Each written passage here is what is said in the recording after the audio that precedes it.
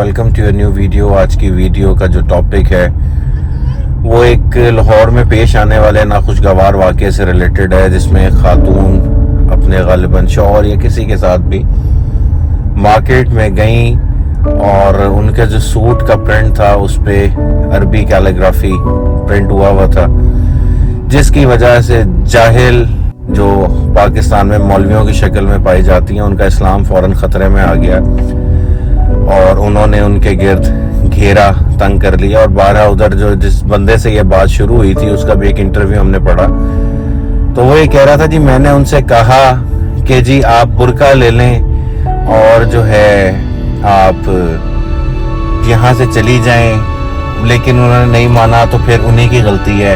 चाहे उस सूट पे हलवा ही लिखा हुआ था, कुरान नहीं भी कोई आयत जो है मतलब दर्ज नहीं थी, सिर्फ हलवा लिखा हुआ था। तो मतलब कोई एक सवाल ये है कि इनसे कोई पूछने वाला नहीं है कि आप कौन होते हैं सड़कों पे खड़ा होकर फैसला सुनाने वाले। हुकूमत किसी भी वक्त की हो, उसकी नाअहली की ये हद होती है कि जब हुकूमत ने किसी बंदे को पकड़ना होता है तो वो उसके घरों से जाके उसके बिस्तरों से उठा के उन्हें पकड़ लिया करते हैं, और जब हुकूमत के अपने पाले हुए गलतियां करते हैं तो उस वक्त ऐसे आंख बंद करके जो है वो बैठ जाया जाता है कि जैसे कुछ हुआ ही नहीं। जिस तरह आप देख सकते हैं कि इतने बड़े वाक़े के बावजूद जो है वो हुआ ये कि किसी बड़ी सियासी लीडर का कोई बयान अपने मौलवियों के खिलाफ सुनो कि यार ये खुदा बने फिर रहे हैं। अच्छा, जिस इस्लाम की ये बात कर रहे हैं उसमें रसूल खुदा सल्लल्लाहु अलैहि वसल्लम का जंग के हवाले से जो तालीमात हैं वो ये है कि जब कभी जंग लड़ो कुफार के खिलाफ, ये बात अभी कुफार की हो रही है, तो उनके बच्चे, उनकी औरतें, उनके जानवर, उनकी फसलें, उनके दरख्त पे लगे हुए फल तुम लोगों ने जाया नहीं करने, चुराने नहीं, नुकसान नहीं करने। ये कुफार के बारे में रसूल खुदा सल्लल्लाहु अलैहि वसल्लम की तालीमात है। जबकि यहाँ का नाम नेहाद मुल्ला जिसका जब दिल चाहता है उसको कत्ल का फतवा दे देता है, जिसका जब दिल चाहता है घेराओ जलाओ का हुक्म दे देता है, और हुकूमत खड़ी देखती रहती है। एक इंतहाई नाखुशगवार वाकया पहले इस तरह मोटरवे पे पेश आया था जिसमें खातून का उसके बच्चों के आगे रेप किया गया था। उस पर मैंने कुछ मौलवियों के बयान सुने थे, वो ये बकवास कर रहे थे कि उस औरत को रात को निकलना ही नहीं चाहिए था। ठीक है, मतलब रियासत है, इदारे हैं आपकी प्रोटेक्शन के लिए, कोई ये नहीं मान रहा कि कितनी बड़ी हरकत हो गई, कितना बड़ा जुल्म हो गया। आगे से ये कहा जा रहा है कि उस औरत को निकलना ही नहीं चाहिए था।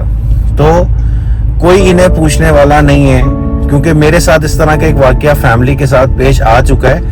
मैंने उसको किस तरह हैंडल किया था ये एक पब्लिक फोरम है, मैं उसको डिस्कस नहीं करना चाहता, लेकिन हल इनका वही है कि आप इनके सामने उसी रवैये से पेश आएं, उसी चीज़ों के साथ पेश आएं कि फिर इन्हें पता लगे कि नहीं, और उसके आगे ये कभी भी नहीं बोलेंगे। एक तो चीज़ ये कि वो सारा वाकया हो गया, इंतहा हो गई घटिया पने की। उसके बाद जो उससे नेक्स्ट लेवल है वो ये है कि दो मौलवियों के दरमियान बैठ के वो औरत हाथ जोड़ के माफी मांग रही है। भाई किस चीज की माफी मांग रही है, बजाय इसके कि वो मौलवी बैठ के मजम्मत करते उन लोगों के एक्ट की कि उन लोगों ने गलत किया, बीबी हम तुमसे शर्मिंदा हैं। लेकिन उल्टा ये हुआ कि वही मजमे से बाद में माफी मांग रही है कि जी ये हो गया। मतलब जुल्म की इंतहा है कि जिनकी गलती आप उन्हें गलत भी नहीं कह रहे हैं। अच्छा, कुरान में बहुत क्लियरली अल्लाह पाक ने यहूद और नसारा के बारे में ये कहा है कि कभी वो तुम्हारे दोस्त नहीं हो सकते। मुझे तो कोई फ्लाइट पिछले जितने अरसे से वो बमबारी हो रही है मासूम बच्चों पे, बच्चे डेली बेसिस पे कत्ल हो रहे हैं, मुझे तो कोई एक फ्लाइट पाकिस्तान से किसी मौलवियों की जाती नहीं याद पड़ता कि गई हो वहां पे। जो यहाँ पे जाने देने के लिए तैयार है वो यहूदियों के खिलाफ जाने देने को तैयार क्यों नहीं हो पा रहे।